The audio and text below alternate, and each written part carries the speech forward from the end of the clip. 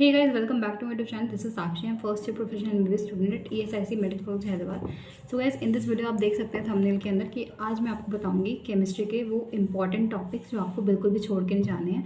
Like NEET का paper आपका मई के अंदर है, राइट? उसकी डेट आ चुकी है एंड उससे पहले जितने भी इंपॉर्टेंट टॉपिक्स हैं केमिस्ट्री के लिए वो आपको प्रिपेयर करके जाने before sitting in the exam, before writing the exam. Okay.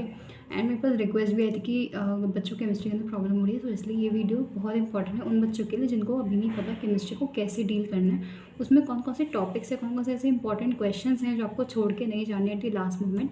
सो इस वीडियो में मैं उसी टॉपिक से हम बात करेंगे. ओके. सो जितने भी टॉपिक मैं आपको बताने वाली हूँ ना, वो टॉपिक आपने सुने होंगे एंड ये टॉपिक बहुत ज़्यादा इंपॉर्टेंट है एंड सच में इसमें से 70 to 80% का क्वेश्चन आते हैं. और अगर आप इतने कर लोगे तो आपके आराम से स्कोर अच्छा बन जाएगा, आपका सिलेक्शन आराम से हो जाएगा. ओके. मतलब केमिस्ट्री से तो आप सेफ साइड पे आ जाओगे. ठीक है. तो चलो स्टार्ट करते हैं.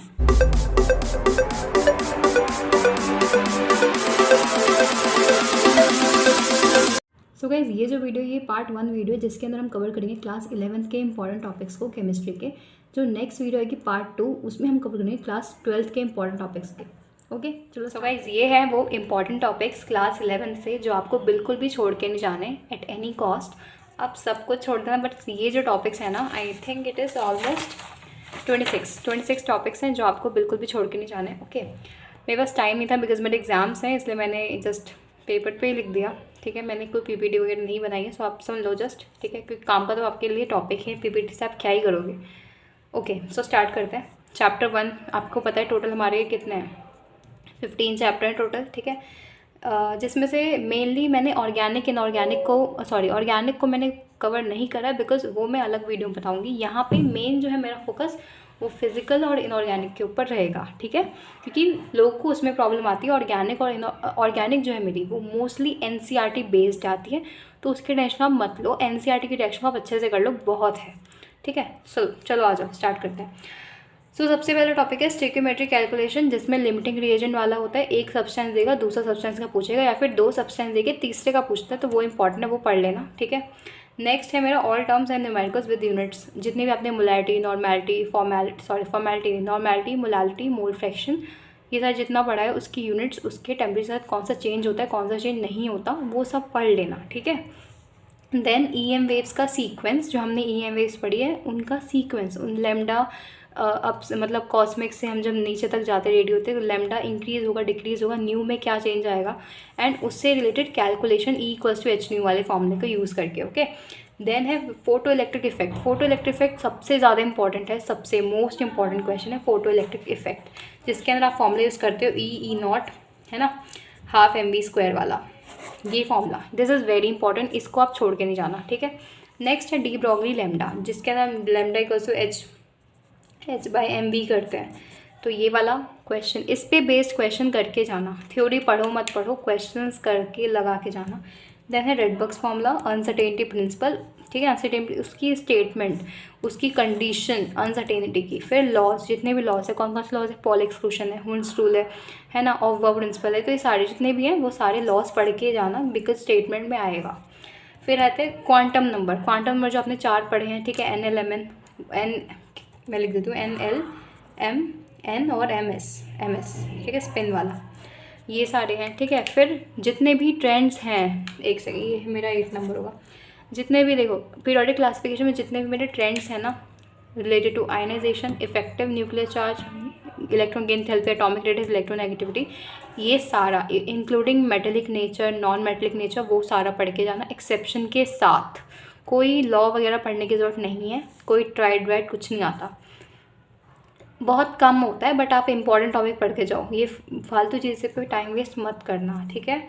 नेक्स्ट है हमारा केमिकल बॉन्डिंग, उसमें आपको वेस्पर थ्योरी पढ़ के जानी है. कंसेप्ट ऑफ हाइब्रिडाइजेशन सबसे इंपॉर्टेंट. आपको किसी भी कोई भी कंपाउंड दे दिया ना, आपको उसका हाइब्रिडाइजेशन आना चाहिए. हाइब्रिडाइजेशन बदल के उसके बाद उसकी ज्योमेट्री, अगर उस पर लोन पेयर है तो उसका शेप पे क्या चेंज हो, मतलब उसकी शेप क्या होगी अगर उस पर लोन पेयर है तो. ठीक है. वो आपको देखना है. फिर bond order, bond length, bond angle, hydrogen bonding. Next all जितने भी गैस लॉज है ना, उसके फॉर्मूलेस करके जाना. और क्योंकि इस पर क्वेश्चन डायरेक्ट है, इसमें कोई स्टेटमेंट नहीं पूछता. ठीक है. बट येस, डेल्टन लॉ जो है उसकी स्टेटमेंट पढ़ के जाना. इसके अलावा आपका जो बॉयल्स लॉ है, ठीक है, वो पढ़ लेना. फिर आता है वंडर वॉल गैस कांस्टेंट। तो इसमें ये जो है फॉर्मूला बड़ा सा, इसमें ए का सिग्निफिकेंस क्या होता है, बी का सिग्निफिकेंस क्या होता है, ये आपको पता होना चाहिए।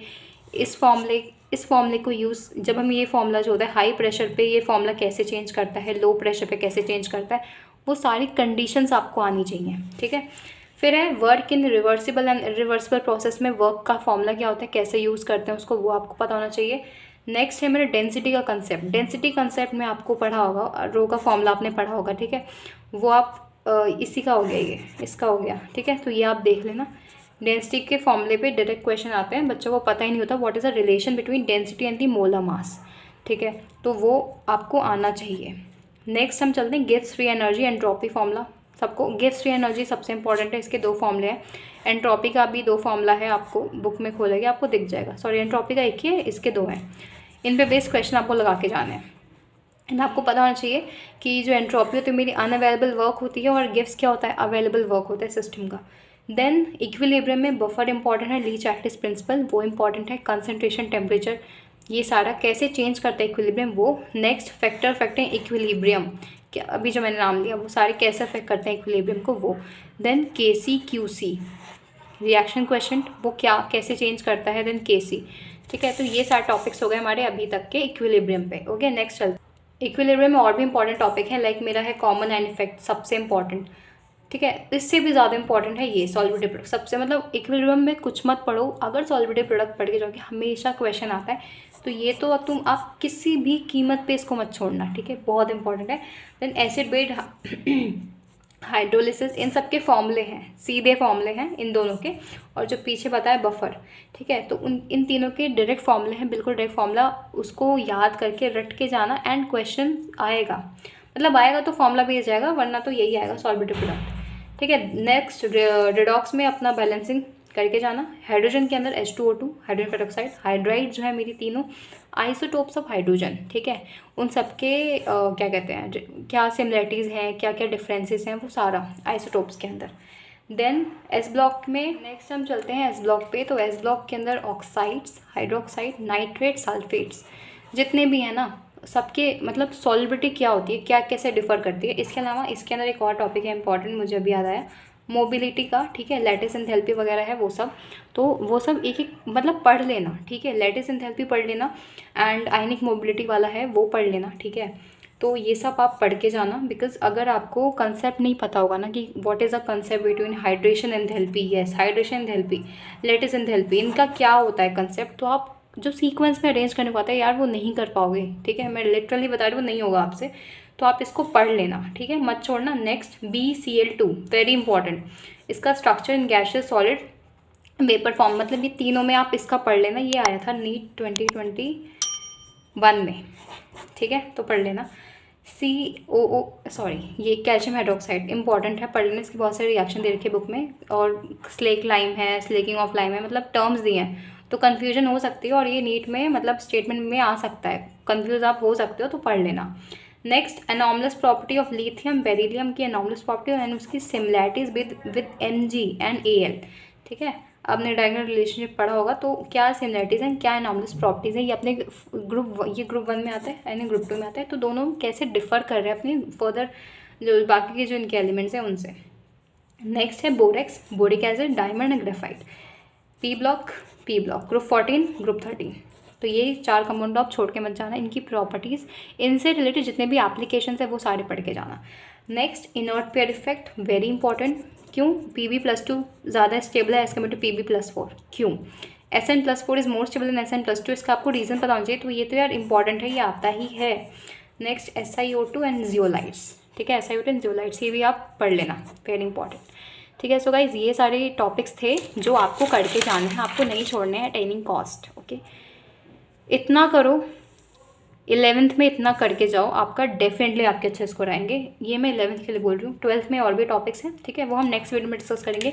इस वीडियो में इतना ही रखते हैं, बिकॉज वीडियो बहुत लंबी हो सकती है, सो हो गई होगी, आई मीन 10-15 मिनट की तो हो गई होगी, सो इसको यहीं पे ख़त्म करते हैं, एंड मिलेंगे नेक्स्ट वीडियो में, जहाँ पे मैं बताऊंगी आपको क्लास 12th कैसे कौन कौन से इंपॉर्टेंट टॉपिक्स हैं जो आपको नीट के लिए प्रिपेयर करके जाना है। बिकॉज देखो यार टाइम तो अभी भी है आपके पास, ठीक है, अगर आप अच्छे से प्रिपेयर करो तो प्रिपेयर कर सकते हो, because you have the time, okay. So चलते हैं, सॉरी, मिलेंगे हम नेक्स्ट वीडियो में, टिल देन अच्छे से पढ़ाई करो एंड अपनी हेल्थ का ध्यान रखो, बिकॉज बहुत सारा प्रेशर लेके लोग अपनी हेल्थ ख़राब कर लेते हैं, सो नीट का पेपर ख़राब हो जाता है, ठीक है। सो अपनी हेल्थ का भी ध्यान रखो एंड अच्छे से पढ़ाई करो एंड डिस्ट्रैक्ट बिल्कुल मत हो। All the very best.